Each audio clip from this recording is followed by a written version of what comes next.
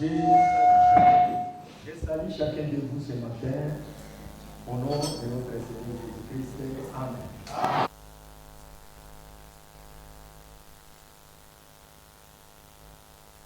Aussi les salutations des frères de la Zambie. Nameleta tena masalamu ya bandugu ba Zambia. Le pasteur associé de Kabwe. Mchungaji makamu wa Pakabwe. Le frère, il est ministre de la parole, le frère Jean-Pierre de Chilabombwe. Ndugu Jean-Pierre ni mhubiri wa neno wa Chilabombwe. Ils m'ont chargé de vous saluer au nom de notre Seigneur Jésus-Christ. Bali nipa mziko wa kumisalimia mjina Bwana wetu Yesu Kristo. Nous sommes dans la joie de nous retrouver ce matin dans cette maison. Tuko katika furaha ya kushikuta asubuhi ya leo nyumbani humu. On ne perd pas courage. Hatutapoteza matumaini. Nous savons que la mort nous a arraché un précieux frère. Tunajua kusema kifo kilitunyang'anya ndugu wa damani. Nous sommes des chrétiens. Shie tuko bakristiani. Nous savons que c'est Dieu qui a décidé. Tunajua kusema ni Mungu alipanga mpango. Quand nous prenons les Écritures dans Lamentation chapitre 3 verset 37. Tukibeba maandiko Maombolezo sura 3 mstari wa 17. Là c'est Dieu qui nous pose maintenant nous la question. Muda ni Mungu anatuuliza shie sasa. Il dit vous qui êtes là. Anasema mwe bale munabakia. Qui dira qu'une chose arrive? Ni nani anaweza kusema kuko mambo fulani nafika? Sans que l'Éternel l'ait ordonné. Bila yeye wa milele apate kuruhusu ile mambo ifike. Ça c'est Dieu qui nous pose la question. Huyu ni Mungu anatuuliza swali. C'est pour vous dire que Nijua kumiambia kusema lui est à la base de toutes les décisions. Mungu ndiye kuna msingi wa mambo yote. Et nous avons la foi. Na tuko na imani Que si réellement notre frère, kwamba kama kweli ndugu yetu, comme nous le témoignons, vile tuko tunamshuhudia, parce qu'il y a aussi les choses que Dieu témoigne. Kuko bingine na bia Mungu yeye anashuhudiaka. Il y a aussi ce que les hommes témoignent. Kuko bingine binadamu wanashuhudia. Si notre témoignage kama ushuhuda yetu concorde à celui de Dieu, inapatana na ile ushuhuda ya Mungu, nous le verrons. Tutamuonaka. Si nous aussi, kama nasi notre témoignage ushuhuda yetu va concorder avec celui de Dieu. Itapatana na ile ushuhuda ya Mungu. Alléluia. Amen. Et avant cela, na mbele ya yote, j'aimerais chanter aussi un petit cantique. Nitapenda kuimba kwa mwimbo kidogo. Dans Nyimbo Mpya, kitabu ya nyimbo mipya 363. Namba 333. C'est par rapport aux souvenirs que nous laissons sur la terre. Kufuatana na makumbusho tuko naacha pa dunia. Faisons toujours quelque chose pour le Seigneur. Tumfanyie kwa Bwana kitu fulani. Nous venons de piétiner un bon tapis. Tunataka kufinyanga pa zuria mzuri hapa. C'est un témoignage. Zuria ni ushuhuda. Si c'est l'église qui a fait ça, kama ni kanisa inafanya hivi, que Dieu bénisse. Mungu amibariki. Si c'est un individu, kama ni mtu tu, que Dieu le bénisse. Mungu amubariki naye. C'est un souvenir. Ni kumbukumbu pour le Seigneur. Kwa Bwana. Chaque chrétien ici présent, kila mkristiani mwenye kuwa hapa, doit laisser un témoignage sur la terre. Anapasha kuacha kwa ushuhuda yake pa dunia. Sur lequel les gens penseront. Juu ya ile ushuhuda watu watakukumbukia. Comme nous avons entendu les gens pleurer. Vile tulisikia watu wanalia. Il se souvenait des bienfaits de frère Mayombo. Balikuwa nakumbuka mema ya ndugu Mayombo. Il y a son oncle qui pleurait disant, huko mjomba yake alianza kusema, en tout cas si ce n'était pas toi, isingelikuwa wewe Mayombo, je n'allais pas être libéré de la prison. Sikupasa kufunguliwa mbuloko. C'est lui qui avait fait tout pour que son oncle soit libéré. Ni alifanya yote kusudi mjomba yake kufunguliwe. Ce sont des souvenirs. Haya na makumbusho. C'est pourquoi quand les gens pleurent, ni kwa maana wakati watu wako nalia, pleurez en se souvenant des bienfaits de ce monde. Mko nalia mkukumbuka mema aliyofanya mtu ule.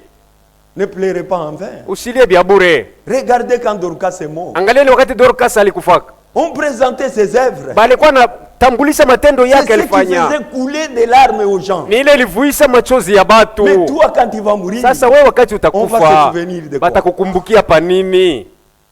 Un chrétien sans œuvre, mkristiani wasio tendo, ça n'existe pas. Akuwakeko. Un chrétien sans bienfait, mkristiani bila mema, ça n'existe pas. Ekalakeko.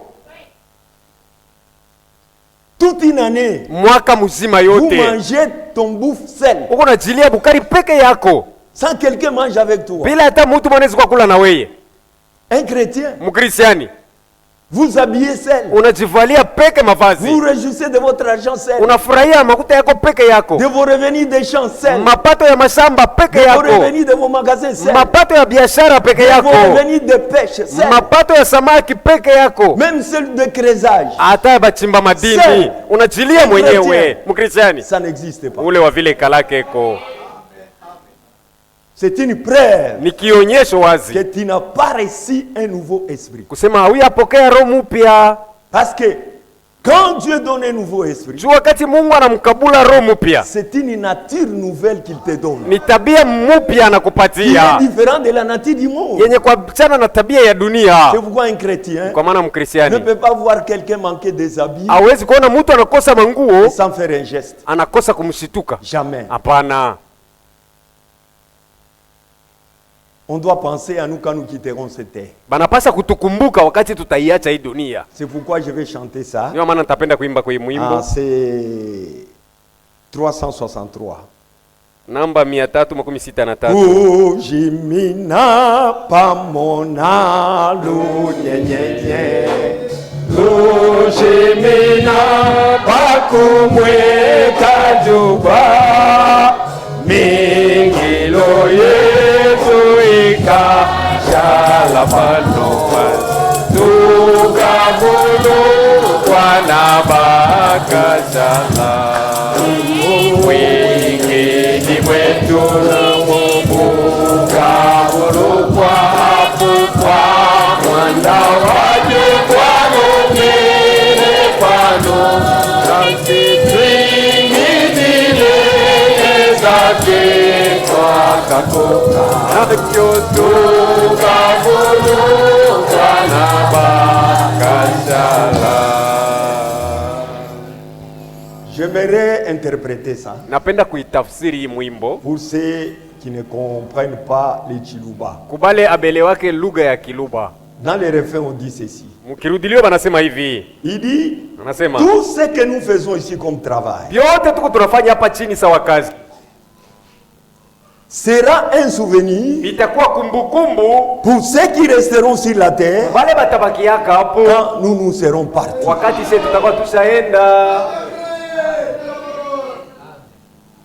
On va se souvenir de ta méchanceté. Watakumbuka bubaya bwako.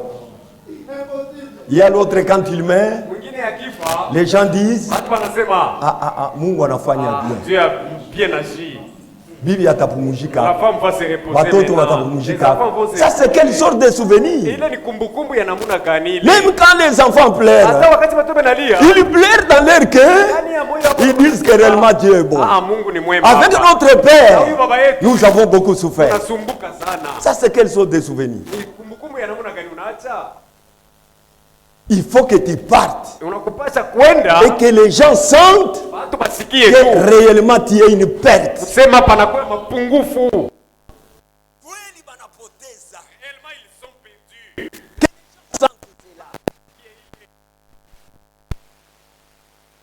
Que Dieu bénisse. Nous commençons. Kujimina pamona lunyenyenye. Lujimina pakumwe kajuba. Mingilo yetu ika jalapa. Bineto kabolo kwa nama. Eyo eyo.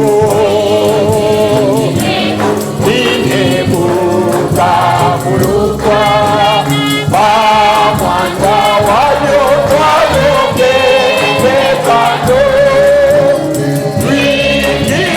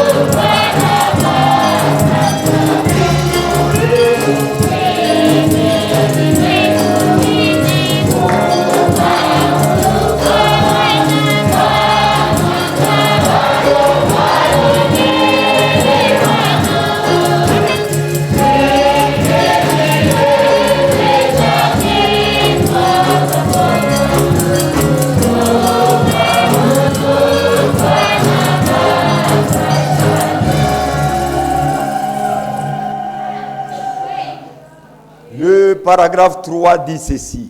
Aya tatu inasema hivi. Pour être couronné, juu ya kuvikwa taji kulipwa, nous serons couronnés tutaivikwa par rapport à l'œuvre que nous allons faire sur la terre. kufuatana na ile kazi tuko tunafanya pa dunia. C'est pourquoi mettons-nous à l'œuvre. Ndio maana tujiingize mkazi. C'est le moment de le faire. Ni wakati ya kuifanya hii. Quand vous avez encore le souffle de vie, wakati ungali na pumzi ya uhai, c'est le moment de rendre un culte agréable à notre Dieu. Ni wakati ya kumfanyia Mungu wetu ibada ya kupendeza. Lèvons-nous pour lire la parole. Tusimame kwa kuisoma neno. Nous prenons Genèse chapitre 2. Tunabeba Mwanzo sura yake ya pili. Nous commençons au verset 15. Tuanzie mstari wa 15 kusoma. Puis nous lirons aussi Genèse 3 Kisha tutasoma Mwanzo sura 3 au verset 17 à 19. mstari 17 mpaka 18. Je vais prier le Seigneur. Kwanza nitaomba Bwana. Notre Dieu et notre Père, Mungu wetu na baba yetu, nous te sommes infiniment reconnaissants. kweli tunakushukuru. Nous venons ce matin Tunakuja asubuhi ya leo avec tous nos manquements, na mabukosefu yetu, nos faiblesses, udhaifu yetu, nos erreurs, makosa yetu, nos péchés. mazambi yetu. Toi qui es parfait, Wewe mwenye kukamilika tu puisses nous aider. upate kutusaidia. Pardonne-nous, Seigneur. Tusamee Bwana. Partout nous sommes allés à l'encontre de ta volonté. Mahali pote tuliende kinyume na mapenzi yako. Que le sang de Christ nous purifie. Damu ya Kristo tusafishe. Accepte-nous en tant que tes rachetés. Utuitike sawa bakombolewa yako. Nous sommes le résultat de ce travail de Golgotha. Tuko majibu ya ile kazi ya Golgotha. Maintenant, aide-nous, Seigneur, Sasa utusaidie à Bwana. marcher tout en se souvenant, Seigneur, de cette grande œuvre. Tutembee tukikumbuka ile kazi kubwa. Nous voici ce matin rassemblés Tuko hapa penye kusanyika asubuhi ya leo. autour de ta parole Kando kando ya neno yako. pour écouter la consolation qui s'y trouve, Ili tusikie ufariji yenye kuwa ndani, l'édification qui s'y trouve, majengo yenye kuwa ndani, la préparation qui s'y trouve, matayarisho yenye kuwa ndani, en vue de la bonne marche de notre foi. ili tutembee vizuri katika imani yetu. Bénis la présence de chacun. Bariki uwepo wa kila mmoja. Nous voulons lire cette parole. Tunataka kusoma hii neno. Nous avons la capacité de l'ouvrir, Tunaweza kuifungua, de tourner les pages. geuza Mais maukurasa, c'est lui qui a les contenus lakini mwenye kujua maana et qui peut en sortir les contextes na vrais. unaweza kutosha mamona ya kweli, Ce n'est que toi l'auteur de ces ni écrits. mpaka mwenye aliyeandika. C'est pourquoi nous attendons à Kwa toi. maana tunajongojea Que kwako, ton esprit descende au milieu de Roho nous wako ashuke katikati et nous yetu conduise tous na tuongoze wote dans les mêmes choses mambo moya, pour que nous puissions unis dans la foi, kusudi tuunganishwe katika imani ayant la même espérance yenye kuwa na tumaini et la moja même na compréhension. usikilivu Parce que moja. tu as dit, Maana ulisema mon peuple périt taifa yangu par inakufa manque de connaissance. kukosa ufahamu, Et quand nous aurons la na connaissance, tukipata ufahamu qui est la vérité de yenye Dieu, kuwa ukweli ya nous Mungu, serons affranchis. tutawekwa huru. Dieu aide-nous, Mungu tusaidie du début jusqu'à la fin. mwanzo mpaka mwisho, Au nom de Saint Jésus. mujina Bwana Yesu Kristo. Amen. Amen.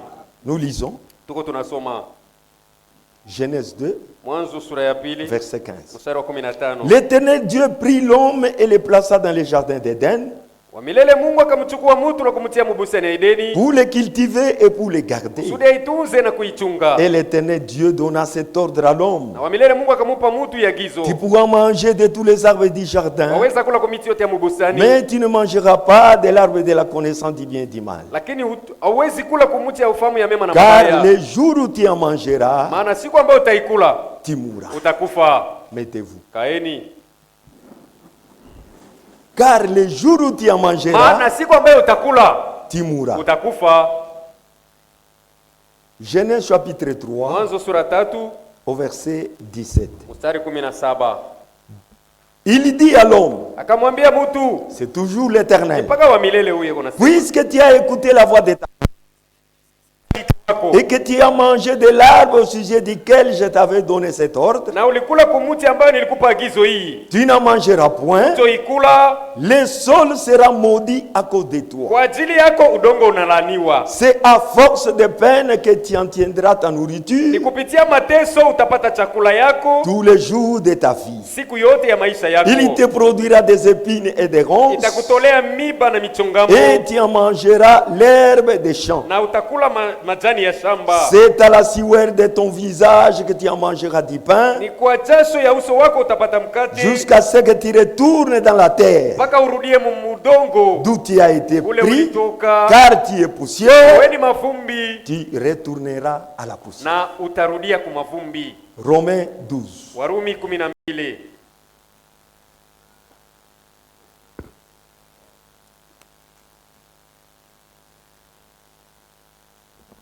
Vous m'excuserez, c'est Romains chapitre 5. Nous lisons au verset 12. C'est pourquoi, comme par un seul homme, le péché est entré dans le monde, et par le péché, la mort, et qu'ainsi, la mort s'est étendue sur tous les hommes, parce que tous ont péché. Que Dieu bénisse cette lecture de la parole. Amen. Depuis le mercredi qu'on était ici, les jeudis on ne s'était pas réunis par rapport aux funérailles de notre frère. On est un peu venu fatigué et on a décrété la journée du jeudi un peu chômée. Mais le mercredi nous sommes venus parler et exhorter l'église, et le vendredi aussi. Je disais comme introduction, dans ce monde dans lequel nous vivons aujourd'hui, il y a les problèmes qui arrivent, les événements, et s'ils sont récents, ces événements deviennent une actualité. L'actualité, c'est-à-dire une information qu'on parle à tout moment, et ça devient une information qui est à la une. C'est-à-dire toutes les autres informations sont laissées de côté, mais cet événement grandiose devient à la une de tous les journaux, des télévisions, des radios, même les gens en parleront. Ça devient une information cruciale. Alors j'ai pris la chose pour montrer aussi à l'église que nous avons aussi notre information qui est à la une. C'était la mort qui est tombée sur la maison de notre frère. Et c'était une information et une actualité que l'église locale parlait beaucoup sur ça. Et c'est là à cause du chagrin, des douleurs, parfois même des angoisses.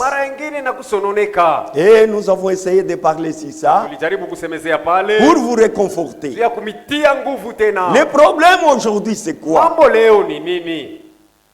Il y a une chose qui trouble le monde. Ils ne savent pas la mort c'est quoi. Ils se posent la question d'où vient la mort. Pourquoi l'homme doit mourir? Et quand il meurt, il va où? Est-ce que les esprits des morts, que nous pouvons même appeler communément les fantômes, est-ce qu'ils peuvent avoir communion avec les vivants? Toutes ces choses-là ont embrouillé le monde entier. Comme j'ai toujours dit, la mort, avant que Jésus-Christ ne vienne, c'était un mystère que le monde ne connaissait pas. C'est quand Christ est venu qu'il a révélé le mystère de la mort. Amen. Amen. Quand vous regardez depuis l'Ancien Testament, les gens parlaient sur la mort, et Dieu a poussé les prophètes de parler sur la mort, sur la vie éternelle, sur la résurrection. Ils ont prophétisé sur même la rédemption qui devait venir, même sur les rachats qui devaient s'accomplir. Tout cela a été prophétisé. Et quand les prophètes ont parlé, touchant même la grâce dans laquelle nous sommes aujourd'hui, même la rédemption que nous avons reçue, la Bible dit, ils Ils ont parlé de ces choses, pensant qu'eux aussi devaient y participer. Mais la Bible dit dans Pierre, ce n'était pas pour eux, mais c'était pour nous, nous qui sommes arrivés à la fin de l'âge. Alléluia. Donc la mort, elle est un mystère pour les mondains. C'est un mystère pour les théologiens, pour les dénominations. Mais vous devez connaître qu'est-ce que c'est la mort. Et vous devez connaître où vous allez après la mort. Et Dieu, qui connaît toutes choses, il était sage. Il ne nous a pas laissé ignorants. Nous devons avoir la connaissance de notre Dieu. Mais je me demande toujours, mes frères et sœurs, imaginez un peu. Les païens sont des insensés. Et c'est lui qui n'a pas la connaissance de Dieu. Il est un insensé. Regardez. Quand l'homme est tombé, Dieu est venu avec une sentence. Il a dit à la femme, comme tu as écouté les serpents, à partir d'aujourd'hui, tu enfanteras avec douleur. Ça, c'est Dieu qui a dit. Il dit à l'homme, nous venons de lire, le sol sera maudit à cause de toi. Et tu vas en tirer la nourriture avec peine. Elle va produire des ronces. Vous êtes sûr avec moi? Nous croyons tous à Dieu. Mais aujourd'hui, Dieu a dit, les jours où tu en mangeras, tu mourras. Tu es poussière, tu retourneras à la poussière. Parce que c'est là où je t'ai pris. Mais comment aujourd'hui les insensés ne cherchent que la provenance de la mort, mais cherchez aussi la provenance des douleurs infantile. Maumivu ya kuzala shinayobe itafute. Douleurs de l'enfantement doivent être recherchées. Tout cela est venu de la bouche de notre Dieu. Aucune personne ne va chez les devins pour lui demander dis-moi toi devin. Pourquoi il ne demande pas ça? Pourquoi ils n'aillent pas consulter les devins qui leur disent pourquoi nos femmes enfantent avec douleur? Ils se focalisent seulement sur la mort. Amen. Voyez, tout ce qui est venu dans la bouche de Dieu, c'est une vérité. Et nous, pour connaître tout ce qui est dans la situation mondiale aujourd'hui, nous avons un seul livre qui dépasse tous les livres dans le monde. C'est la Bible. La Bible, c'est la parole de Dieu. La Bible, c'est la pensée de Dieu. La Bible, c'est l'écriture de Dieu. C'est Dieu lui-même qui a écrit. Comme toi et moi, nous écrivons sur un cahier ou sur un papier, mais Dieu s'est servi de son doigt comme bic pour écrire sa parole. La Bible a des réponses à toutes choses. C'est vrai, mon frère.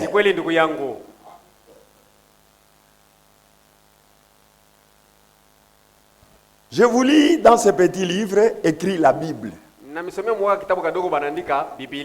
C'est Frère Franck qui a écrit. Il nous dit ceci à la page 1. Parmi les livres les plus répandus sur la terre, la Bible occupe de loin la première place. De 1960 à 2010, environ 3,9 milliards d'exemplaires ont été vendus dans le monde entier. Selon l'Alliance biblique universelle, en janvier 2015, la Bible était traduite en 563 langues et dialectes différents. La Bible est le seul livre qui nous informe de ce qui s'est passé depuis le commencement du temps et de ce qui se passera à la fin.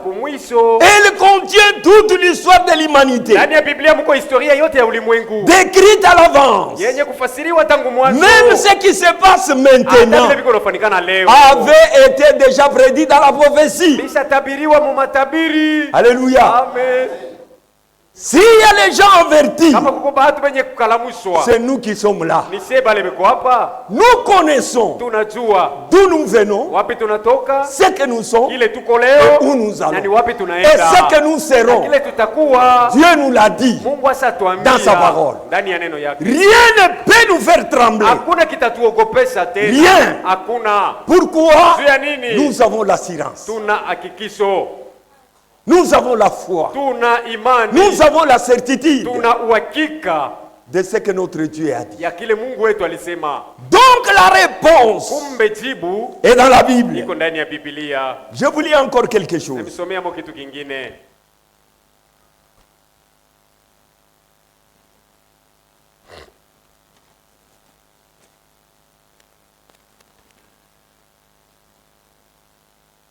Croyez à la Bible.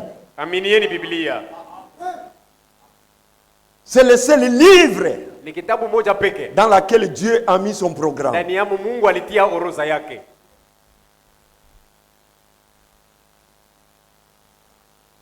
Dans la prédication, les dons et les appels sont sans repentance. C'est Frère Branham. Paragraphe 14. Maintenant, la Bible est un livre différent de tous les autres Bibles. Tous les livres sacrés ne dépassent pas la Bible. La Bible est un livre différent. C'est un livre de prophétie prédisant même les événements futurs. Dans la prédication, la marque de la bête. Écoutez. Et ici, paragraphe 12, nous n'avons aucun autre credo que Christ. Notre credo à nous, c'est Christ. Voilà le credo. Et aucune autre loi, c'est l'amour. La loi dans cette église, c'est l'amour. Aucun autre livre que nous avons que la Bible. Alléluia. Amen.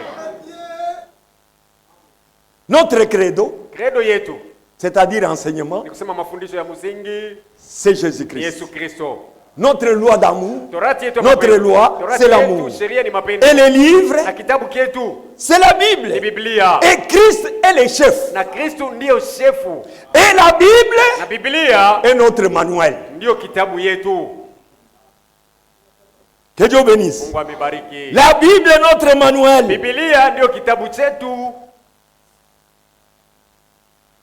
Avant d'aller plus loin, j'ai laissé l'ordre dans l'église. On avait lu ça le vendredi. Frère Branham dit, nous avons dans notre main Une précieuse chose que Dieu nous a laissée, c'est sa parole. Et nous avons reçu de Dieu l'ordre de la croire. Dieu nous invite à croire dans la parole biblique. Parce que c'est là où il y a la vérité de Dieu. Et Dieu lui-même. Quand nous prenons Ésaïe 34.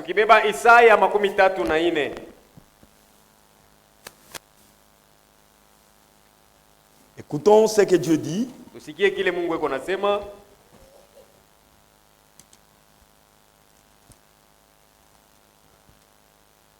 Ésaïe 34. Au verset 16. Consultez les livres de l'Éternel. Et lisez. Alléluia. Amen. Consultez les livres de l'Éternel. Et lisez. Aucun d'eux ne fera défaut. Pas une écriture ne manquera. Tout ce que Dieu a dit, ça va s'accomplir. En bien ou en mal, ça s'accomplira. Parce que la parole de Dieu demeure éternellement. Le ciel et la terre passeront. La parole de Dieu ne passera pas. Consultez les livres de l'Éternel. Et lisez. Aucun d'eux ne fera défaut. Ni l'un ni l'autre ne manqueront. Car la bouche l'a ordonné. Amen. Amen. Dieu l'a ordonné. Comme Dieu a prédit que celui qui croira et qui sera baptisé sera sauvé. Si tu le fais, automatiquement tu es sauvé. Si Dieu a dit, même si vos péchés sont rouges comme la cramoisie, si vous vous repentez, moi Dieu, je les ferai devenir blancs comme la neige. Si vous croyez, Dieu l'a ordonné. Aucune parole de Dieu ne fera défaut. Dieu a dit dans cet âge, je vous enverrai ni le prophète. Cette parole s'est accomplie. Le prophète est apparu. Il a dit, j'ai cherché une épouse. Et l'épouse a été cherchée. Elle a été trouvée. Et nous voici. Nous sommes l'accomplissement de la parole. Dieu a dit, si vous croyez, même si vous mourrez, je vous ressusciterai. Nous serons ressuscités. Sur l'enlèvement, elle aura lié. L'enlèvement aura lié. La résurrection aura lié. N'ayez pas peur. Un chrétien ne peut pas se laisser marcher sur les pieds par des païens.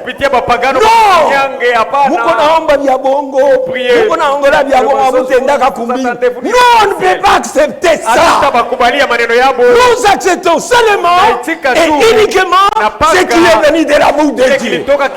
Les cieux et la terre passeront, mes paroles ne passeront jamais. Un chrétien n'a pas peur. Non. D'où vient la paix? C'est Satan qui vous fait trembler.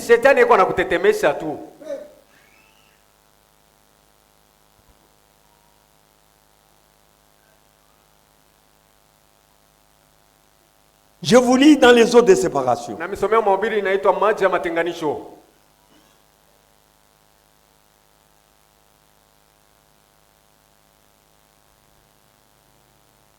Paragraphe 14 au milieu. Eh bien, je ne suis pas parfait à vos yeux.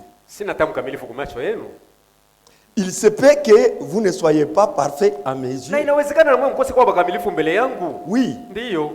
Mais qu'en est-il aux yeux de Dieu? Alléluia. Amen. Tu ne peux pas être parfait devant toi. Toi aussi devant moi, tu ne peux pas être parfait. Mais mais comment sommes-nous devant Dieu tous? Voilà où se situe la chose. Et si vous êtes né de nouveau dans le corps de Christ, alors Dieu vous voit tout aussi parfait que Christ l'était. Mon frère et ma sœur, la nouvelle naissance, c'est le passage obligé pour un chrétien. Si tu n'es pas né de nouveau, jusqu'aujourd'hui, tu n'es pas un enfant de Dieu. On devient enfant de Dieu quand on est de nouveau. Et la nouvelle naissance, c'est quoi? C'est naître d'en haut. La première naissance, nous sommes nés d'en bas par une mère et un père. La deuxième naissance, nous sommes nés en haut par deux parents, l'esprit et la parole. Que Dieu bénisse. Et quand quelqu'un est né de nouveau, il devient une propriété de Dieu. Et l'homme qui est né de nouveau a ses aspirations différentes. Il est lié au ciel d'où il est venu. Kama unaona mtu yuko anahangaika vitu vya dunia, juu ni mwenye kuzaliwa kudunia na mwenye kufungwa kudunia kula anatokea. Mais mtu mwenye kutokea kumbingu na yeye anahangaika vitu vya kumbingu kula alitoka. Chacun prépare d'où il est venu. Ceux qui sont nés de nouveau se préoccupent des choses du royaume, des choses d'en haut, où ils iront retrouver ces choses-là. Amen. Amen.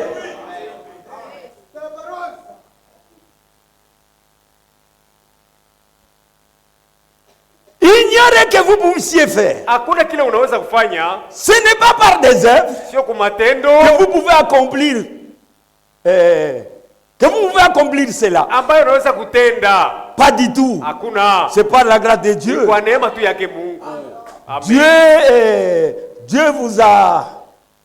C'est pas la grâce de Dieu, vous avez fait cette offre. Si vous avez accepté cela, aux yeux de Dieu, vous êtes parfait, racheté, lavé dans les sangs de l'agneau, sans faute, sans tache. Amen. Regardez là où Dieu nous mène. Celui qui a accepté Christ aux yeux de Dieu, il est parfait. On est parfait. Si toi tu n'es pas parfait, c'est ton problème. Moi, je suis parfait. Parce que j'ai accepté Christ comme mon sauveur. Je me demandais souvent ce qui n'allait pas avec l'église chrétienne. Ils ont très peur des choses.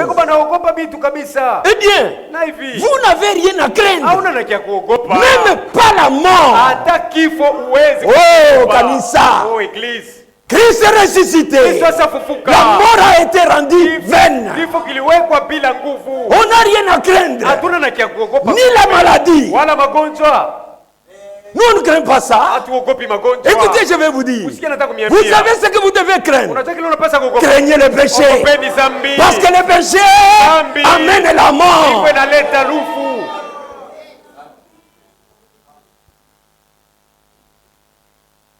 Eh bien, vous n'avez rien à craindre. Pratiquement, la première parole de Jésus que Jésus a prononcé après sa résurrection, c'est n'ayez pas peur. Voyez, n'ayez pas peur. Ne soyez pas effrayés. Il n'y a rien. Rien ne peut arriver. Rien ne peut déranger un chrétien. Même pas la mort. Elle-même ne peut toucher un chrétien. Pourquoi? Celui qui attend mes paroles et qui croit à celui qui m'a envoyé a la vie éternelle. Et il ne vient pas au jugement, mais il est passé de la mort à la vie. Croyez, c'est notre assurance.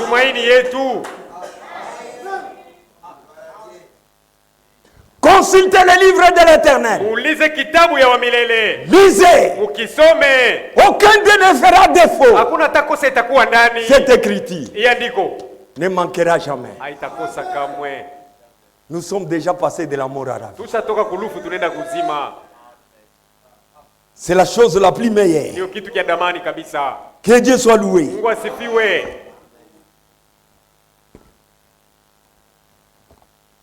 Nous sommes les gens privilégiés. Dans ce monde, nous venons par deux voies.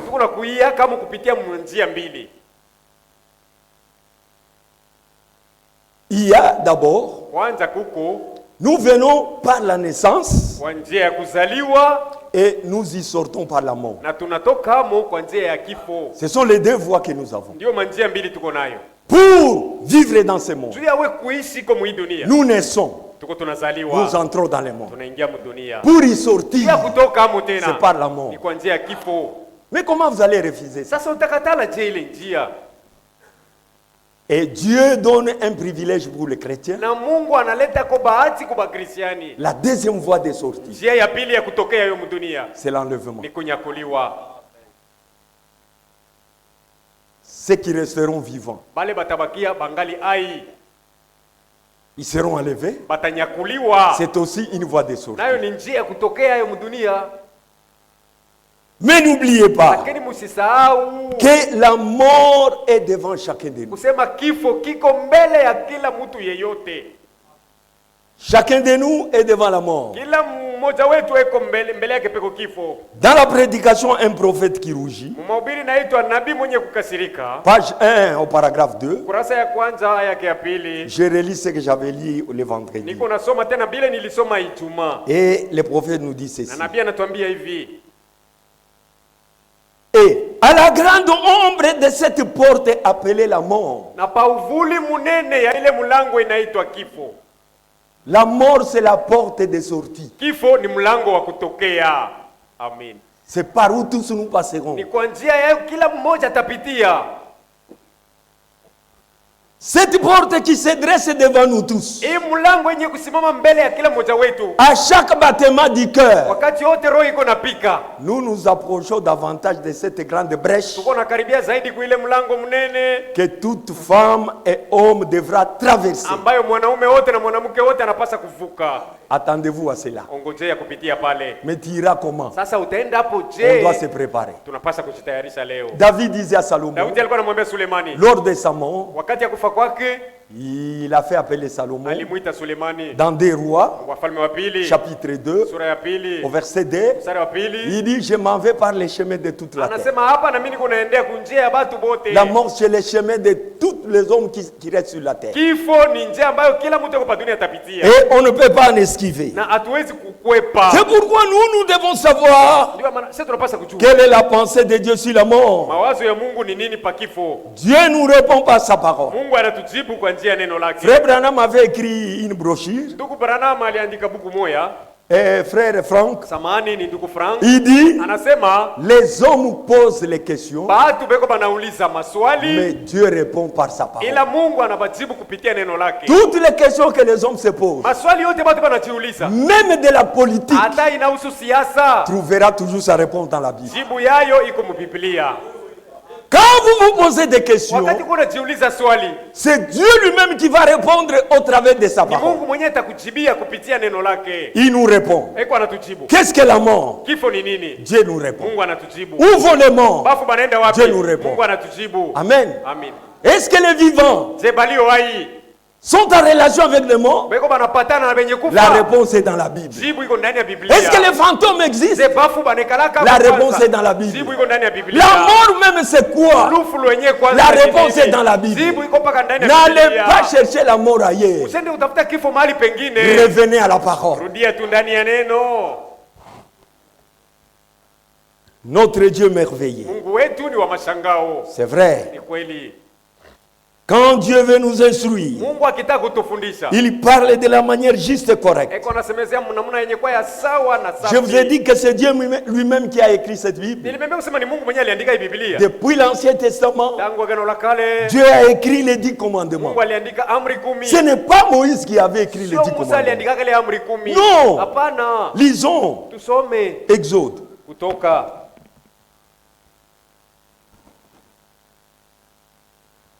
Les 10 commandements, c'est Dieu qui avait écrit. Amri 10 ni Mungu alijiandikia. Exode 24. Kutoka 24 au verset 12. mstari wa 12. L'Éternel dit à Moïse, Wamilele akamwambia Musa, monte vers moi sur la montagne panda huku niko pa mulima et reste là. na ubakie hapa. Je te donnerai des tables de pierre, Nitakupatia maubao ya mawe, la loi, les ordonnances que j'ai écrites pour leur instruction. Torati na makanuni niliandika kwa ajili ya mafundisho yabo. Amen. Amen. Dieu a écrit Ni Mungu aliandika sur les tables de pierre maubao ya mawe et il a donné cela à na Moïse. alimkabidhi Musa. Nous sommes d'Exode 31. Twende Kutoka 31.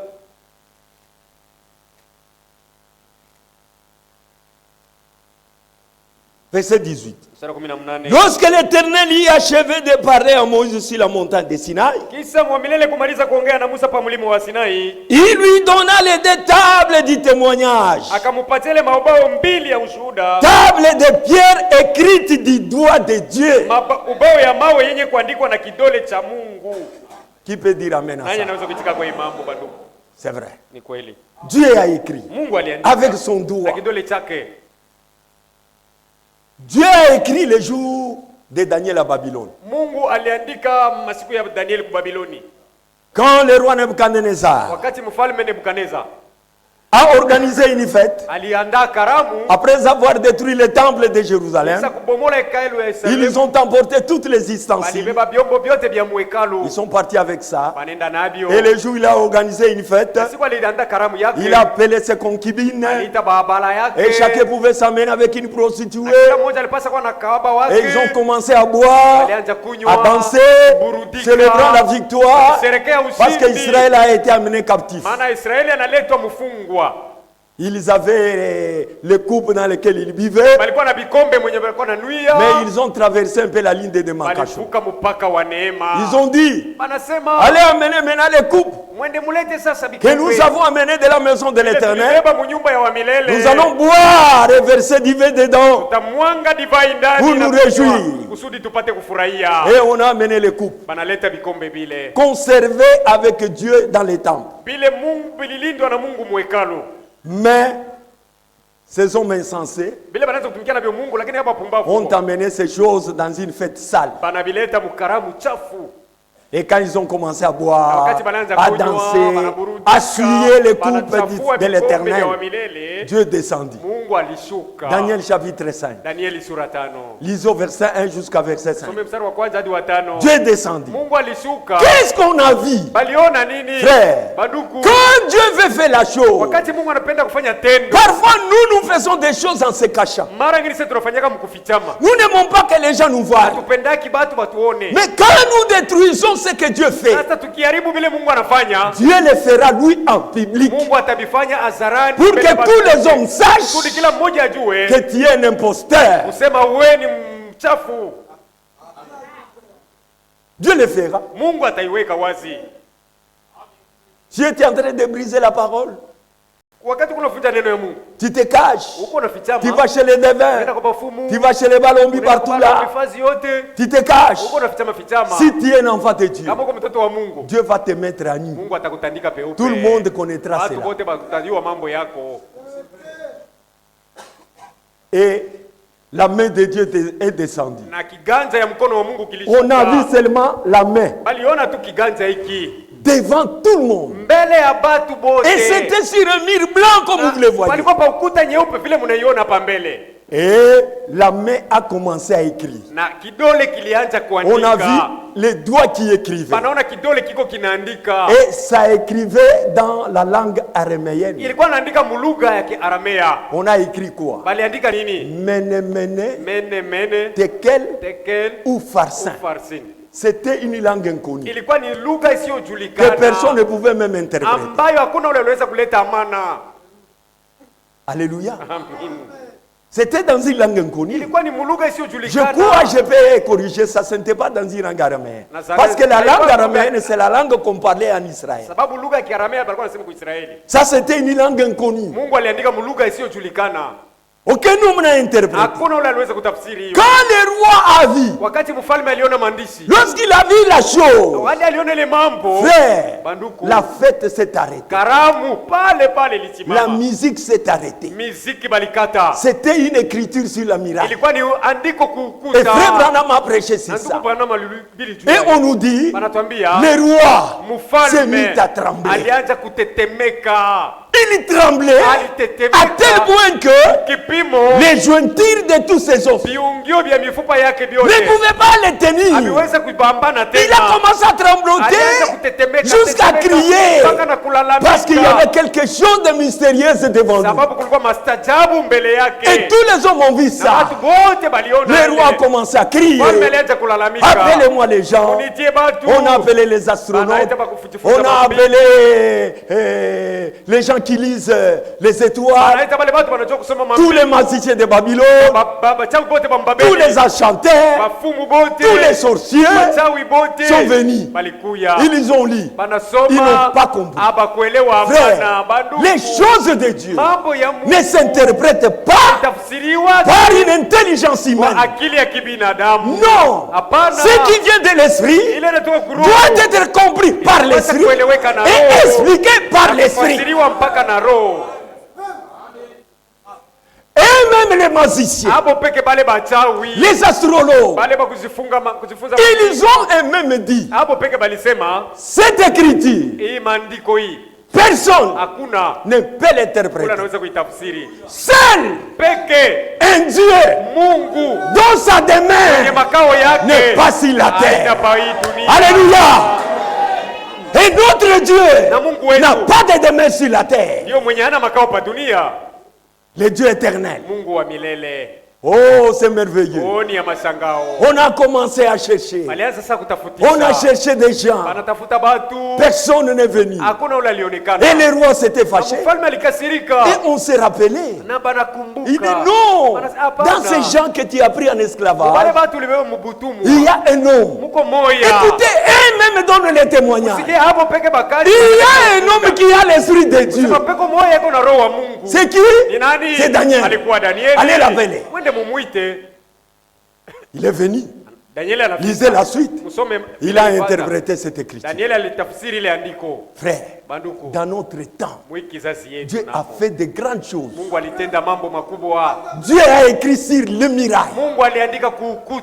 Le miracle du temps.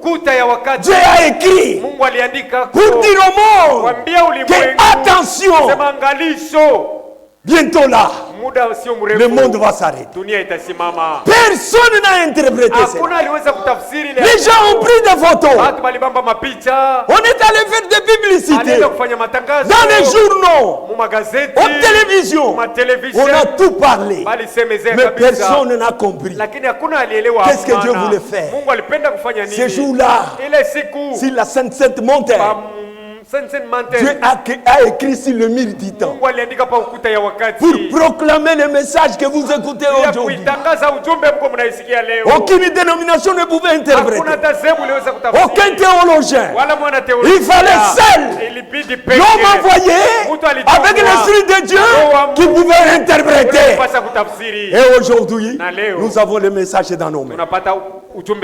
C'est une écriture sur la miracle qui nous dit dans quel temps nous sommes. Et par ce message, Dieu nous a révélé même le péché de l'âge. dans l'âge dans lequel nous vivons. Kizazi mle tuko tunaishi. Il y a des choses qui se passent. Huko mambo yanatendeka. Peut-être vous pouvez fouiller la Bible. Pengine unaweza kuchangua Biblia. Vous ne trouverez pas ça. Hautapata amo. Mais c'est venu par l'Esprit de Dieu dans notre âge. Lakini ilikuwa kwa njia ya Roho wa Mungu mwi kizazi yetu. Et Dieu a écrit. Mungu aliandika. Au temps de Jésus. Wakati ya Yesu. Quand on l'a amené cette femme là adultère. Wakati balimletaka ule mwanamke msherati. La femme devait mourir. Mwanamke alipaswa kufa pale. Et Jésus, quand on l'a amené cette femme, na wakati balimletaka Yesu ule mwanamke, on l'accusait. Banamshitaki mwanamke. Il n'a rien dit. Jésus n'a rien dit. Yesu akusema kitu. Il s'est penché. Yesu alinama tu. Il a commencé à écrire. Alienda kuandika chini. Le même doigt kidole kile kile qui avait écrit les 10 commandements. Kile kile andikaka amri 10. Le même doigt kidole kile qui avait écrit sur le mur de Babylone. C'est le même doigt qui écrivait ce jour-là devant cette femme pécheresse. Et la Bible nous dit, Jésus-Christ est le même hier, au temps d'Exode, hier, au temps de Babylone, aujourd'hui, dans les temps de cette femme, même aujourd'hui, il continue toujours à écrire. Donc croyez. Dieu est celui qui a écrit cette parole. Et nous la croyons de tout cœur. D'où est venu l'amour? Nous venons de lire avec vous dans la Genèse. L'amour est venu parce que Adam a péché. L'origine de la mort, c'est le péché. Le péché c'est quoi? C'est la transgression de la parole. Quand vous transgressez la parole, vous péchez contre Dieu. Amen. Tout celui qui transgresse la parole, il pêche contre Dieu. Aujourd'hui les gens, ils sont aptes à abandonner l'adultère, le boisson, les tueries et toutes ces choses-là. Mais moi j'ai toujours dit ceci. Il y a même les païens qui ne commettent pas d'adultère. Il y en a. Il y a les païens qui ne volent pas. C'est pourquoi parfois vous écoutez dans le monde, on dit il y a des bons païens. Ça c'est le langage du monde. Comment un païen peut être bon? Non. Quand tu es païen, tu ne peux pas être bon. Même si vous aidez les gens. Ça ce sont les œuvres bonnes sociétales. C'est que les gens ont fait. Mais cela ne peut pas te donner raison devant Dieu. Et selon la parole de Dieu et le message du temps de la fin, le péché c'est quoi? C'est l'incrédulité à l'égard de la parole. L'incrédulité à l'égard de la parole. C'est ça le péché. Et Frère Branham va plus loin. Il dit, voler n'est pas un péché. Commettre adultère n'est pas un péché. Tuer n'est pas un péché. Mais le péché, c'est l'incrédulité. Il dit, les gens volent, ils tuent, ils commettent adultère puisqu'ils ne croient pas. S'ils croyaient, ils ne devaient pas faire ces choses-là. Donc, voler, commettre adultère, tuer, ce sont les attributs du péché. C'est ce que vous devez comprendre. L'amour est venu parce que Adam a transgressé la parole. Et Dieu a dit, le jour où tu en mangeras, tu mourras. Oui, Adam est mort le même jour. Quoi qu'il y restait, en vie pendant 930 ans, aux yeux de Dieu, il était déjà mort. Alléluia. C'est pourquoi tu attention. Ceux qui transgressent la parole sont morts devant Dieu. Et le mauvais nous dit, la mort devant Dieu, c'est la séparation éternelle avec Dieu. On doit tirer attention. On ne peut pas prendre les choses de Dieu à la légère. Adam est mort le même jour. Qu'est-ce qui est mort? C'est l'homme intérieur. Parce que l'homme intérieur vit de la parole. L'homme ne vivra pas du pain seulement, mais de toutes paroles qui sont dans la bouche de la. Aux yeux de Dieu, Abraham était mort. Et Adam ne savait pas la mort physique c'était quoi. Ils ont mis les enfants au monde. Caïn et Abel. Et Caïn a tué Abel.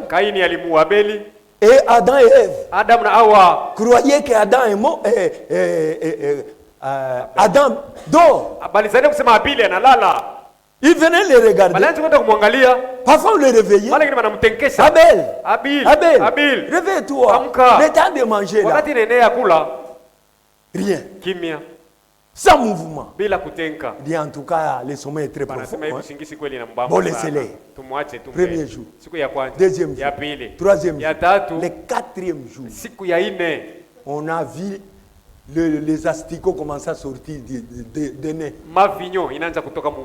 Des oreilles.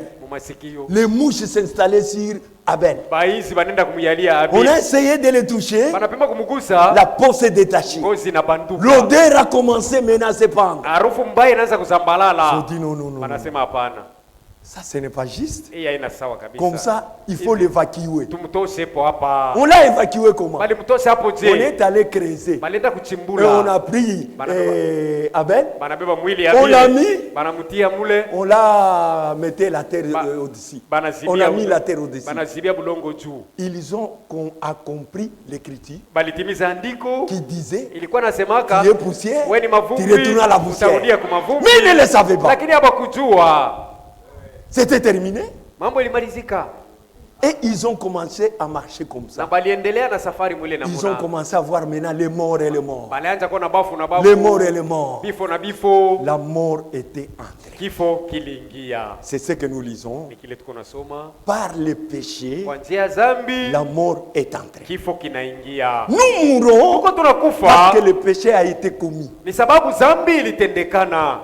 Le péché a amené la mort. C'est ce que nous avons lu dans Romains chapitre 5 verset 12. Et Dieu dit, par un seul homme, nous tous, nous mourrons. Comment ça? Nous avons été représentés par notre père Adam. C'est pourquoi les malédictions nous suivent jusqu'aujourd'hui. Pour trouver la nourriture, il faut souffrir. Vous allez en brousse. Il y a les ronces qui vous piquent. Les moustiques qui vous piquent. Parfois, avec votre propre vous vous coupez les pieds. C'est ça la malédiction. Et nos femmes mettent avec douleur au monde. Mais d'où allait venir la solution? Dieu ne devait pas rester comme ça. Dieu avait un programme avec l'humanité. Même tout ce qui est venu avec Adam. Ne croyez pas que Dieu n'avait pas vu. Dieu était capable d'empêcher Adam d'aller manger à cet arbre. Empêcher Ève de manger à cet arbre. Il avait toutes les capacités de mettre les barrages devant Ève pour que les serpents ne viennent pas à elle. Mais comment Dieu a laissé ça? C'est pour qu'il accomplisse son plan de rédemption. Dieu, il est omnipotent. eko mwenye uwezo Il yote. est infini. Ana na mwanzo na Il mwisho. est omniscient. Eko mwenye kutangulia. Dieu avait un programme en lui. Mungu alikuwa na mpangilio ndani yake. Quand vous lisez dans la Bible, Nisoma Biblia. frère, vous ne pouvez pas comprendre quelque chose. Hautaelewa mkitu. Si le prophète n'était pas venu, Ikiwa nabii on hakuja, allait être les embrouillés. tulipasa kwa benye kuvurugika Comme les autres théologiens. Sawa vile bana teolojia bosi. Dieu fait chaque chose avec un but. Kila kitu Mungu anakifanya na Même kifunguzio. notre existence Hata kuishi a un kwetu. but sur la Mungu na terre. kifunguzio pa dunia hapa. Regardez, Angalia. Abraham Ibrahimu prend Sarah. beba Sara. Sarah était une femme très jolie, Sara alikuwa mwanamke mrembo wa uso. très belle. Mrembo kabisa. Lorsque la faim a secoué le pays de Canaan, Wakati njaa ilienda kutikiza nchi ya Kenani, Abraham a pris Sarah, ils sont partis dans le pays des Philistins. Ibrahimu alichukua mke wake Sara banaenda kuinchi ya Bafilistina. Et là, il y avait un roi, Kule kuinchi ya Bafilistina kulikuwa mfalme Abimelech. Abimeleki.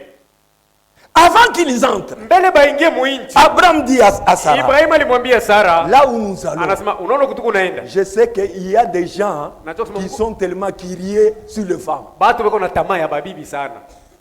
Comme tu es tellement belle, Savi wewe uko mrembo sana.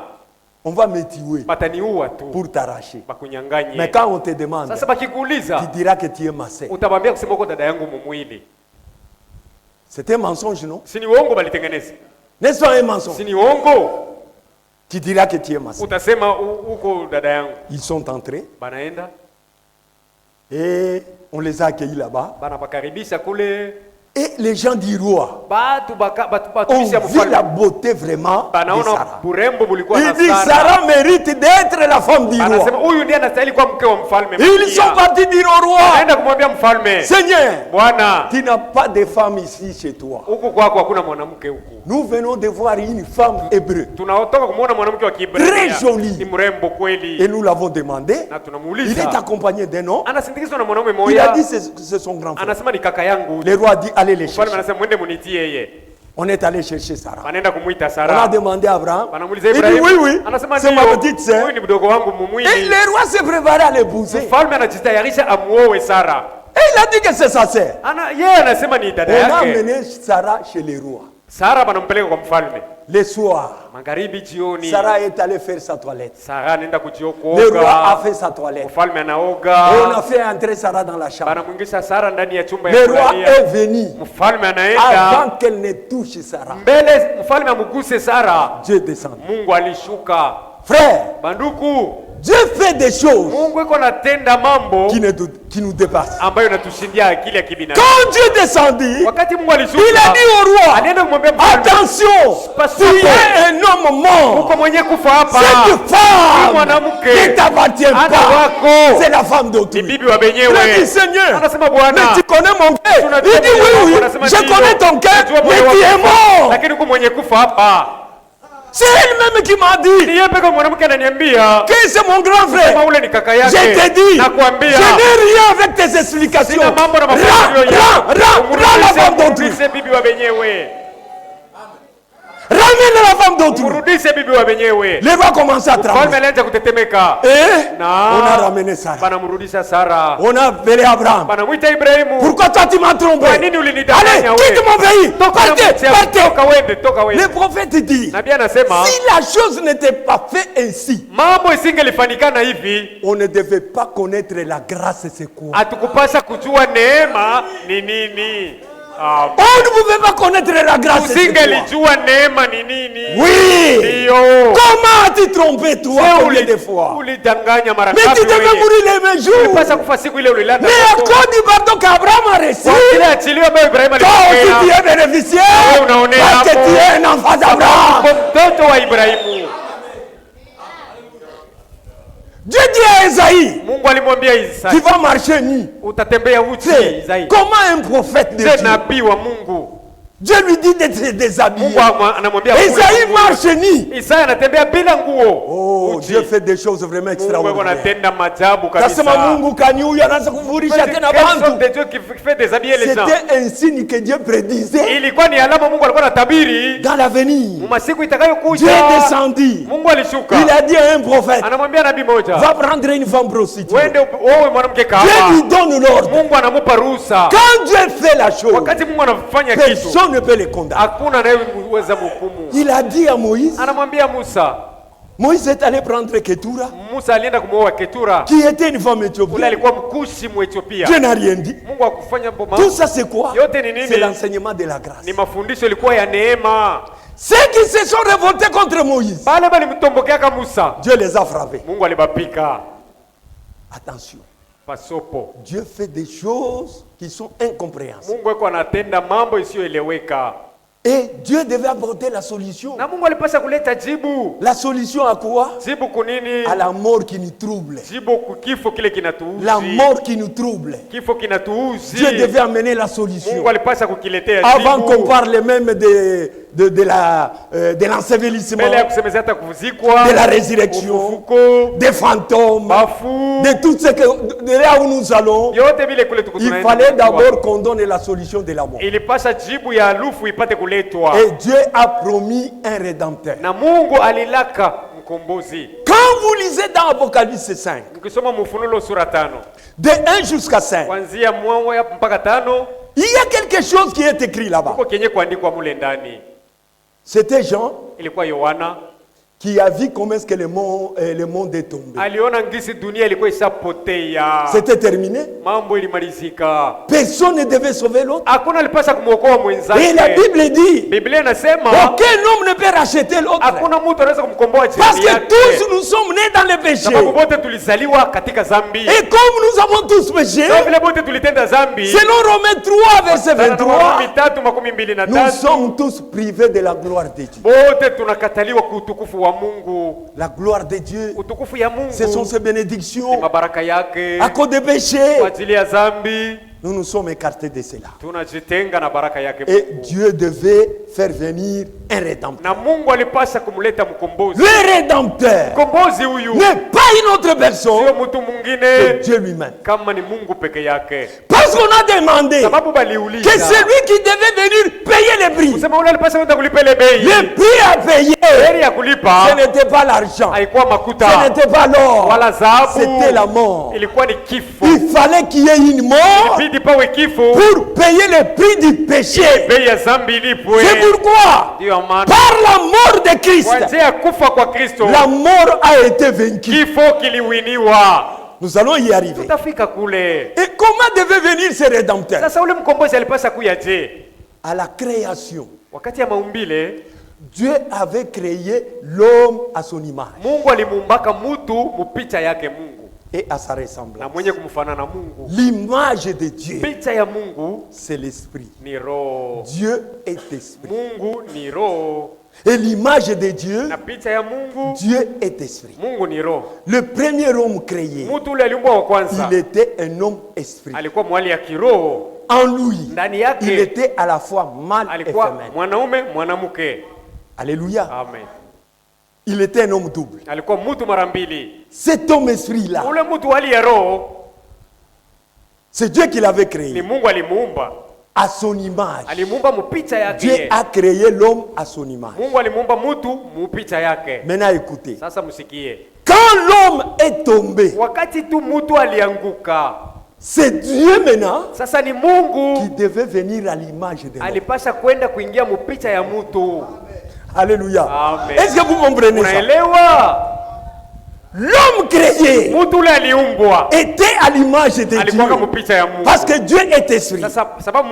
Vous savez quand est-ce que l'homme est tombé? L'homme n'est pas tombé en étant spirituel. L'homme est tombé quand il est devenu homme créé.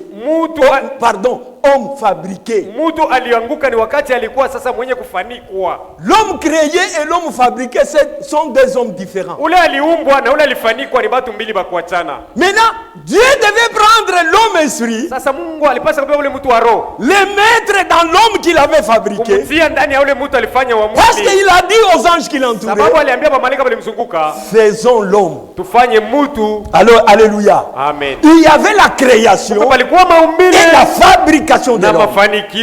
La fabrication de l'homme, c'est quand l'homme a fait l'homme de la poussière. Et cet homme est resté inerte, statique. Et Dieu maintenant a pris cet esprit, a soufflé dans les narines.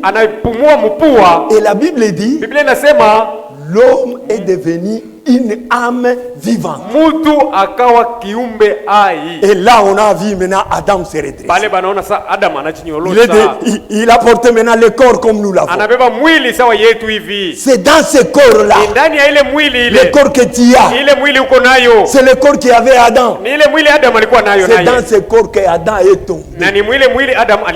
Il est devenu pécheur. Pour le racheter, maintenant Dieu devait venir à l'image d'Adam. C'est-à-dire Dieu devait devenir un homme pour porter les péchés afin de nous racheter. C'est ça la rédemption. Dieu devait venir payer le prix du rachat. Et le prix, c'était la mort. Regardez, la Bible dit, le salaire du péché, c'est la mort. Quand Adam a péché, on lui a payé la mort. Maintenant cette mort devait être attaquée. La mort qui devrait être attaquée. Et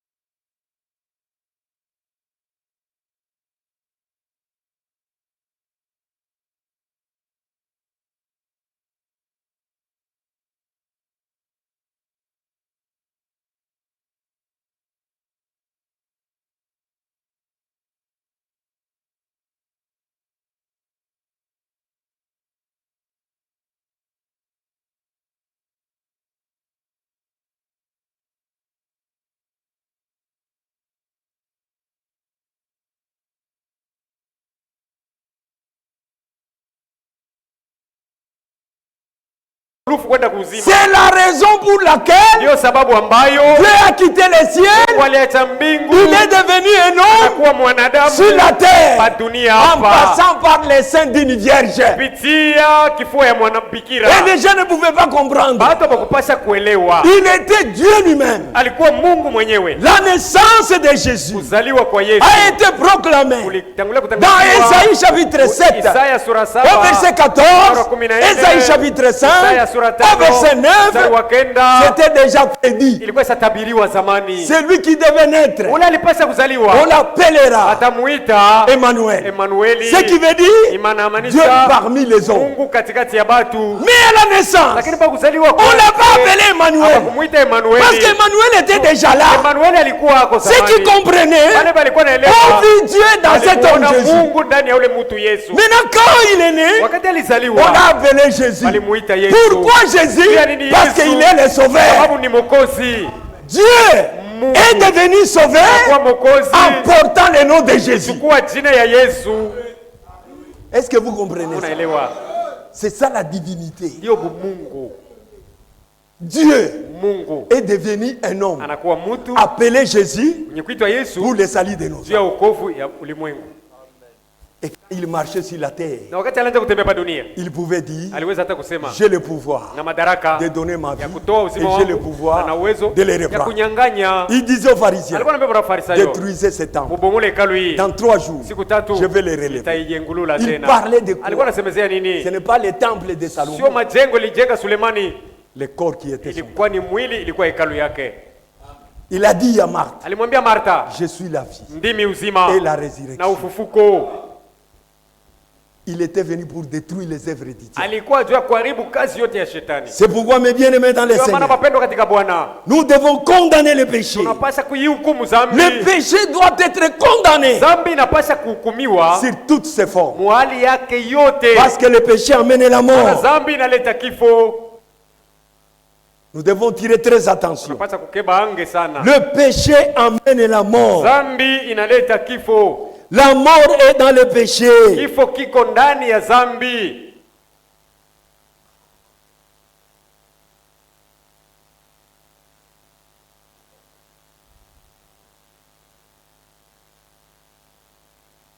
Vraiment, ici, il y a beaucoup à lire, mais ça va nous prendre beaucoup de temps. Muko bya kusoma bya mingi. On reviendra sur ça parce que le temps déjà, je tends à la descente. Tarudilia maana hapa naenda kwenda kushuka.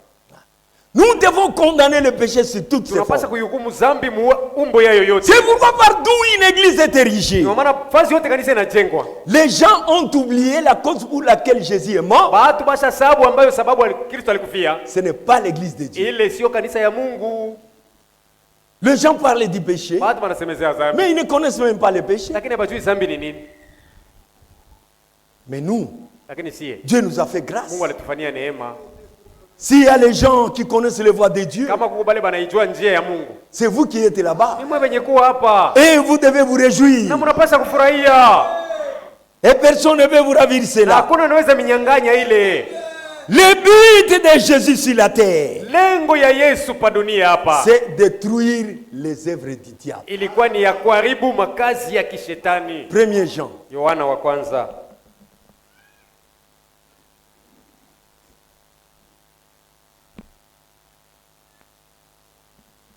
verset 3. Quiconque a cette espérance en lui yeyote mwenye kuwa na tumaini ndani yake se purifie comme lui-même est pur. ajisafishe kama mwenyewe uko msafi. Quiconque pêche Yeyote anayetenda dhambi transgresse la loi. anavunja sheria, Et le péché na dhambi est la transgression de la loi. ni kuvunja kwa sheria. Or, Bali vous le savez, mnajua Jésus a pari Yesu alionekana pour ôter le péché, pia kuiondoa dhambi, car il maana n'y a point à lui le péché. ndani mwake hamna dhambi. Il fallait qu'il y ait un homme saint Ilipasi pawe mtu mtakatifu pour détruire le péché. kusudi apate kuharibu dhambi. Et il y a un prix qui devait être payé. Na bei ilipasa ilipwe. 1 Corinthiens, Korinto wa kwanza on a exigé le prix. baliamuru bei. C'est pourquoi la mort de Jésus n'était pas quelque chose de Ni facile. kwa maana kifo cha Yesu haikuwa kitu halali kipesi.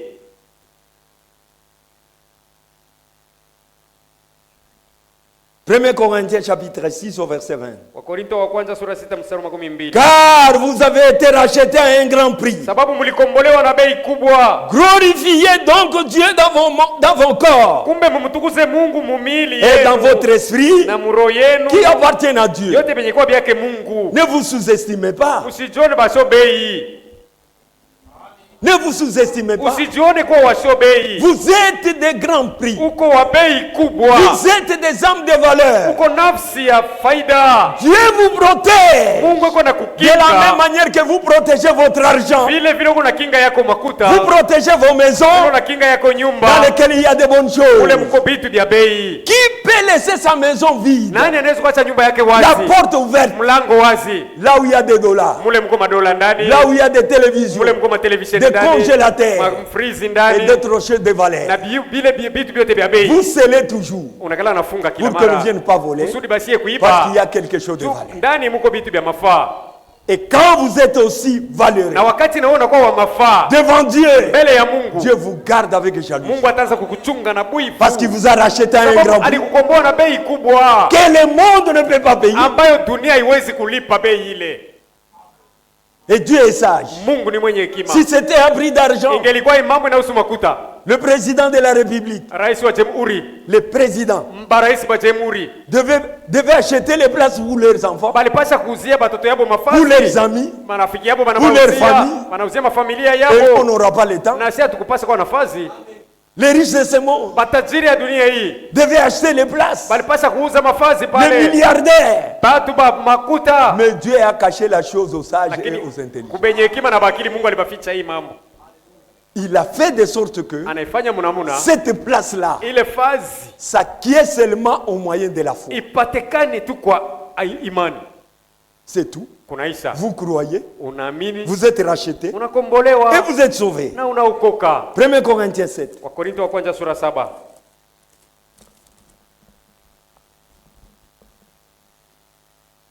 Verset 23. Vous avez été achetés et rachetés à un grand prix. Mulinunuliwa na bei kubwa. Ne devenez pas esclaves des hommes. Kumbe msiwe batumwa ya batu bengine. Voilà comment est-ce que Dieu a opéré. Ndio namna Mungu alitenda. Et dans ces rachats, na mwi ukombozi, personne ne pouvait aller racheter l'autre. Hakuna unaweza kumkombola jirani yake. Et quand Jésus est venu sur la terre, Yesu alipokuja duniani, Dieu était en lui. Mungu alikuwa ndani yake. Yesu réconciliait le monde avec lui. Akipatanisha dunia na yeye pekee. Quand il est mort à la croix, il a payé le prix. Il est mort. Il est descendu. On l'avait enseveli. L'opération de vaincre la mort a commencé. Il est mort. On l'a enseveli. En 3 jours, il est ressuscité. Et la parole de Dieu nous dit, quand Jésus est mort, il est descendu dans les séjours des morts. C'est là où maintenant le secret de la mort commence. Où va l'homme après la mort? Quand quelqu'un meurt, c'est une cessation des activités de celui dans son corps. Les nerfs s'arrêtent. Les sangs s'arrêtent. Les cerveaux s'arrêtent. Tout s'arrête. C'est ça la mort. Dans ce corps. C'est terminé. On doit t'ensevelir. Même si tu n'es pas enseveli. Tu meurs. Tu es perdu. On ne te trouve pas. Même si tu as été mangé par un lion, même par un crocodile, tu n'es pas annihilé. Tu reviendras. Parce que ce qui fait l'homme, ce n'est pas ce corps. Ce qui fait l'homme, c'est l'âme et l'esprit. Ces choses-là, quand tu meurs, ça quitte. Le corps reste un cadavre. L'esprit part à Dieu. L'âme va dans le paradis, soit dans le lieu de tourment, pour attendre le jugement de Dieu. Voilà la destination après la mort. Et je disais le vendredi, dans la tombe, au cimetière, il n'y a personne. Ne craignez rien. Il n'y a personne. Le corps retourne à la poussière. Ça devient poussière. L'esprit va à Dieu. L'âme soit au lieu de tout, soit au paradis. Maintenant tu crains quoi? Au cimetière. Même nos sœurs, quand il est enceinte, il arrive à l'entrée des cimetières, il s'arrête. Oh Mwendeni. Et il commence à s'empiler là-bas. Vous les trouvez 5, 6, 7. Et les autres commencent à les attaquer. Oh, Bama 3 mois, voilà les 3 mois qui restent là-bas. Kama nengia na mimba, atenda kumujendula. Il n'y a personne là-bas. Il n'y a personne. Vous craignez quoi? Ça c'est grave. La Bible dit, les morts sont morts. Un mort est déjà mort. Mais il a le pouvoir sur toi. Comment? Et nos morts, Quel pouvoir a-t-il pour agir sur toi les vivants? Uwezo gani yako nayo jua kutumika tena yule yako wewe mwenye kuwa mzima? Ça c'est une crainte des païens. Ile ni boka ya kipagano tu. Oh pale tuliendaka munani mu cimetière tout. Cimetière. Ndio pale mimba yangu ilitoka. C'est là où ma grossesse était partie. Uingie mu cimetière mimba itoka. Entrer dans le cimetière et la grossesse part. Kama cimetière iko na uwezo kutosha mimba. Si le cimetière a le pouvoir inaweza tena kupatia mimba pale banaweza kuingia. Elle peut engrosser ce qu'il entre. Oui, oui. Ça, c'est ça. C'est lui qui a le pouvoir de tuer a aussi le pouvoir de donner la vie. Si le cimetière arrache les grossesses, il peut avoir aussi la capacité de redonner les grossesses. C'est pourquoi dites à tous ceux qui n'ont pas de grossesse qu'ils aillent au cimetière, ils auront des grossesses.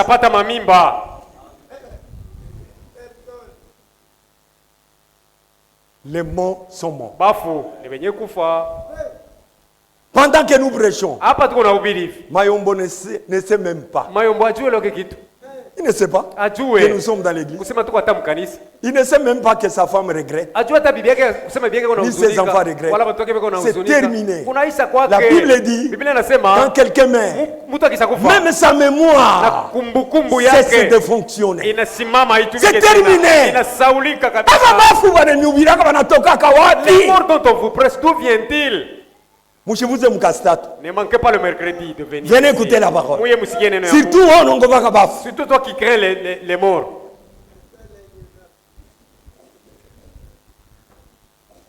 Notre Dieu, c'est celui qui a écrit cette parole. C'est celui qui vous dit ça. Que Dieu vous bénisse. Notre Dieu est sage. Lisons dans Ecclésiaste.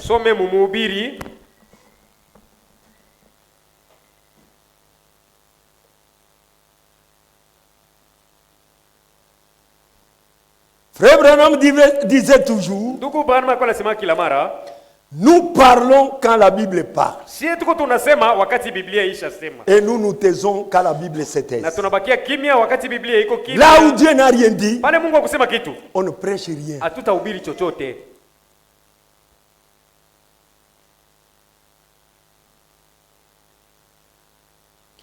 Proverbe, Ecclésiaste chapitre 9.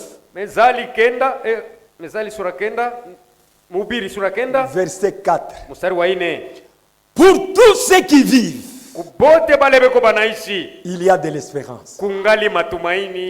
Et même un chien vivant vaut mieux qu'un lion mort. Frère, il y a de l'espérance pour nous qui sommes encore vivants. Amen. Ne vous découragez pas. Espérez. Il y a de l'espérance. Un jour, tu auras aussi une maison. Un jour, tu vas aussi te marier. Un jour, tu auras de l'argent. Un jour, tu peux monter dans l'avion. Il y a de l'espérance pour nous qui vivons encore. Amen. Eh, vous ne croyez pas? Oh, Shiabatu, Shiabanjo, Trikuya, Kuneta. Ah! Il y a de l'espérance! Moi, je vous tombe là. Cessez de pleurnicher. Frère Branham asema. Moi, minifu wa kuitombole atombolea. Un croyant qui pleure. Imani yake na fifiaka. Sa foi flétrit. Il y a de l'espérance. Kungali matumaini. Et Dieu nous dit, Mungu anatuambia, même un chien vivant ata imbwa mzima vaut mieux qu'un lion mort. Anapita simba mwenye kufa. Frère, banduku, quand le lion est là, wakati simba iko tu pale, qui peut jouer avec le lion? Nani anaweza kwenda kumchezea simba? On l'appelle dans le monde le roi de la forêt. Banamuita mwi dunia mfalme wa pori. Qui peut jouer avec lui? Nani anaweza kucheza naye? Même les éléphants fouillent. Voyez les documentaires, vous verrez. Il attaque n'importe qui. Il est puissant. Mais quand il meurt, Asa akisakufa pale. Les chiens viendront même piétiner sur lui. Kaimbo kanaweza kuwa na kumfinyianga kana mpanda kana tambuka kana. Les chiens deviennent puissants. Kaimbo kanakuwa na uwezo par rapport à cette mort-là. Pahali palufu yake c'est la même chose avec les riches qui meurent. Ni sawa sawa na matajiri wenye wanafariki. Il n'est pas puissant devant un pauvre. Tajiri ana na uwezo tena mbele ya maskini mzima. C'est terminé pour lui. Kwa mtajiri kuna malizika. Un pauvre maskini sans souliers. Bila viatu. Comme, excusez-moi de donner l'exemple même des Portiens. Les fous là qui passent à la rue. Si le président meurt là, il est valeureux de plus que le mort. On veut vous dire la mort, la valeur.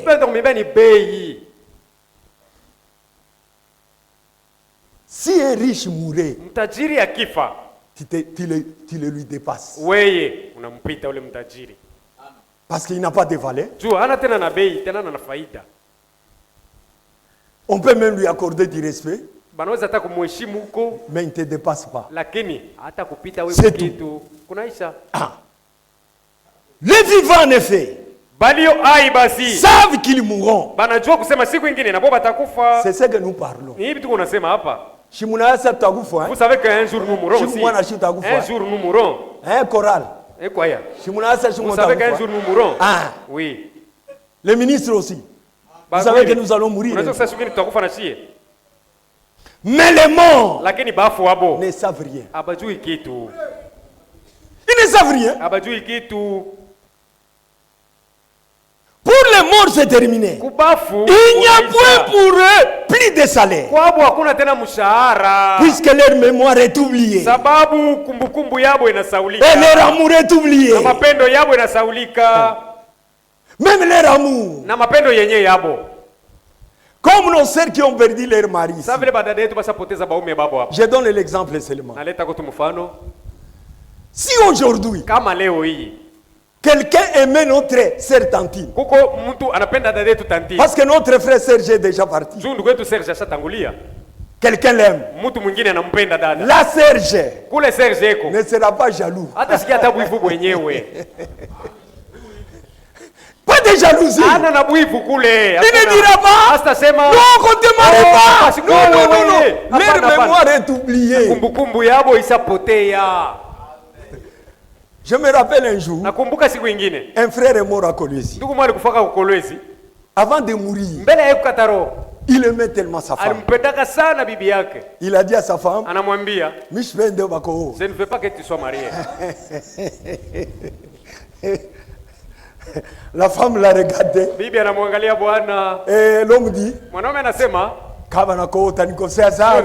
me causer du tort. Leur mémoire est oubliée. Comprenez qu'il aimait beaucoup sa femme. Si on pouvait avoir les moyens de partir avec elle, il allait partir avec elle. Mais là, il n'y a pas de mariage. Là, il n'y a pas d'amour. C'est ce que Jésus disait aux pharisiens qui parlaient sur la résurrection. Ils ne savaient même pas la résurrection. Ils commencent à se disputer. Il y avait un homme qui avait une femme. Il est mort. On a succédé. Il est mort. Et on l'a succédé. Jusqu'à 7e. Le 7e aussi est mort. Maintenant il vient, il dit à Jésus, dis-nous à la résurrection, cette femme sera pour qui? Les hommes aiment se marier même à la mort. L'affaire du mariage s'arrête ici sur la terre. Beaucoup des gens aiment si on allait au ciel que le mariage continue encore. Cela ne sera plus. L'affaire du mariage c'est sur la terre. Jésus leur dit, vous ne connaissez ni les Écritures, ni la puissance de Dieu. À la résurrection, nous serons comme des anges. C'est fini, les anges ne se marient pas. Leur mémoire est oubliée. Même leur haine Lorsque tu vas, tusilale lamuka nilitaka kufanya hivi na wewe mbele bongo yako leur mémoire est oubliée même leur haine est oubliée hamuna bahubiri bongo kutuburi les faux prédicateurs au cimetière. Baba Mungu, oh Père Dieu, tunafunga pepo yote. Nous bloquons tous les démons des sorciers qui ne viennent pas prendre son esprit pour aller avec où? Où est-ce qu'ils trouveront d'abord son esprit? L'esprit retourne à Dieu. Quand est-ce qu'ils prendront cela là? Prends pas cet enfant. Qu'il soit un jouet pour eux, insensé. Une prière qui n'a pas de sens. Maombi yenye haina maana, haina msingi. Unaenda kutuburi. Tu vas au cimetière. Mais unasema pasteur, oh mtumishi wa Mungu, kwa umwombeko, umwombeko avant tumujike. Ifani, il n'y a pas la prière des mots. Hakuna maombi ya bafu. Il n'y a pas la prière des mots. Hakuna maombi ya bafu. Il faut avoir une position. Inabidi kuwa na msimamo. Les morts, leur haine est oubliée. Inasaulika. Hata ulikufuaka mulikombanaka. Même si vous êtes tiré les morts. Pakufa unaanza kusema. Avant de mourir tu dis. Utaona. Tu vas voir. Utashikia mitakupata. Je vais te trouver. Unakufa. Tu meurs. Ile kishilani yako inashimama. Ta colère s'arrête là. Hakuna sema utarudia. Tu ne retourneras plus. Bongo yako. Nous croyons uniquement ce que Dieu a dit dans sa parole.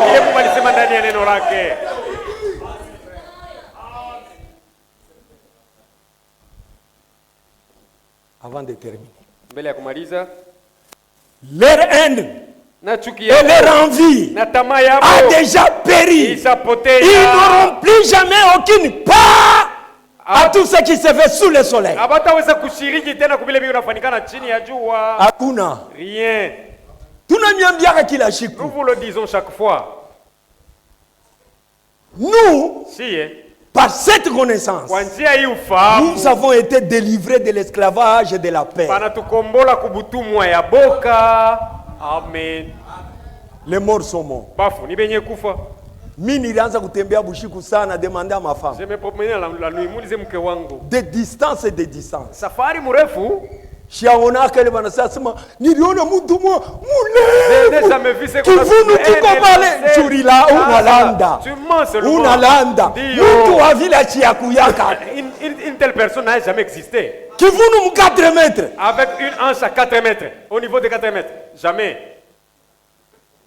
Vous fabriquez des choses. Unajifanisia tu mawazo. Oh, wanasema kwa tunzunje. Tufubivi. Mimi natembea sana nishaona kataka moyo. Unatonaka je? Unatonaka je? Comment est-ce que tu les vois? Una mirimbula na wewe. Donc tu as aussi des mirimbula toi aussi. Tubantu tufupi.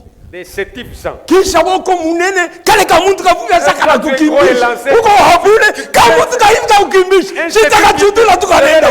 Ça part là-bas. Vous créez des histoires. Ce sont des imaginations. Ni mawazo tu fikra bule.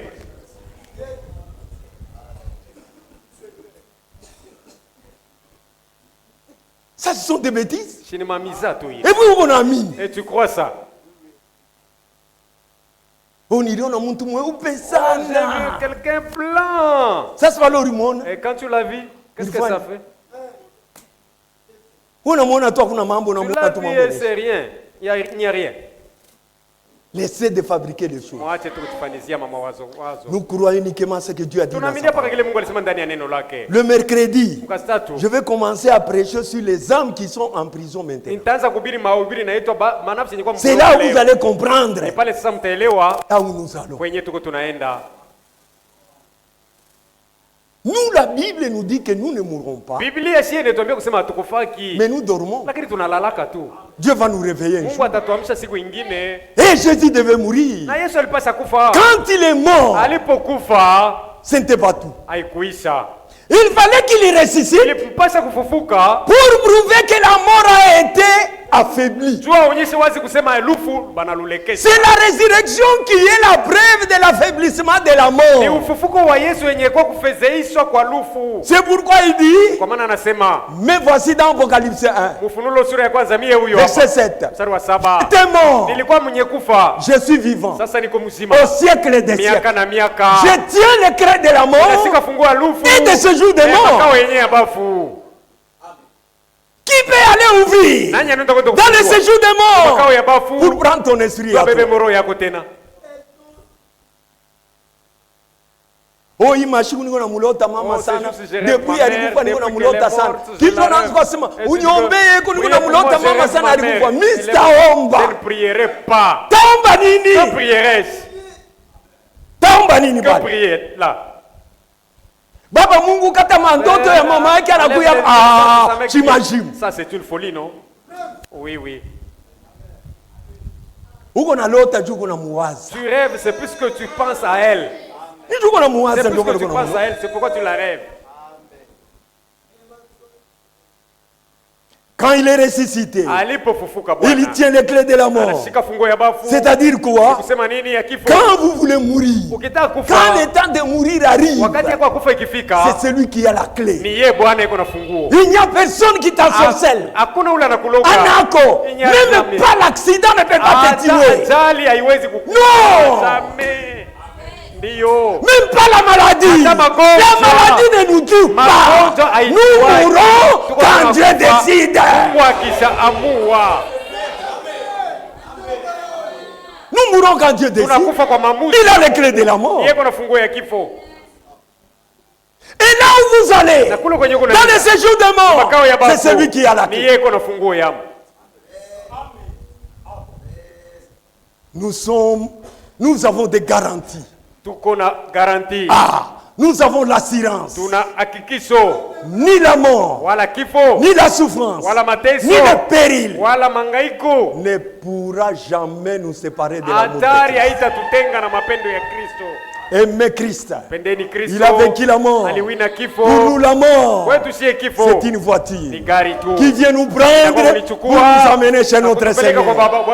Et soyez dans la chose. Vous verrez que vous ne perdez rien. Pour nous, la mort a déjà été vaincue.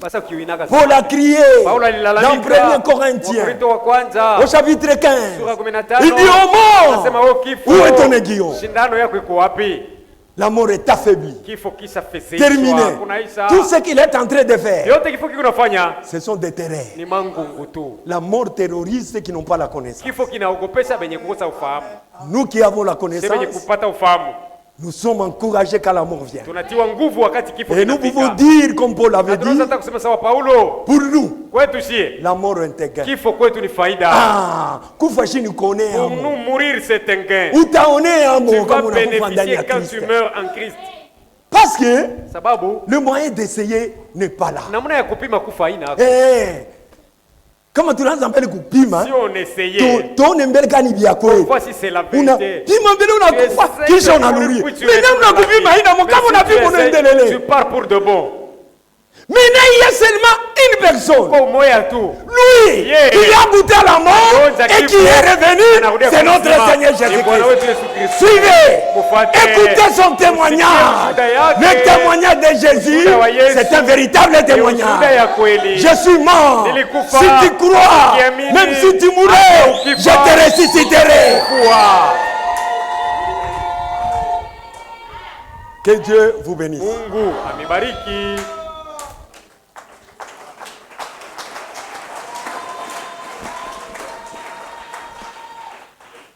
Karibu frère. On continue le mercredi.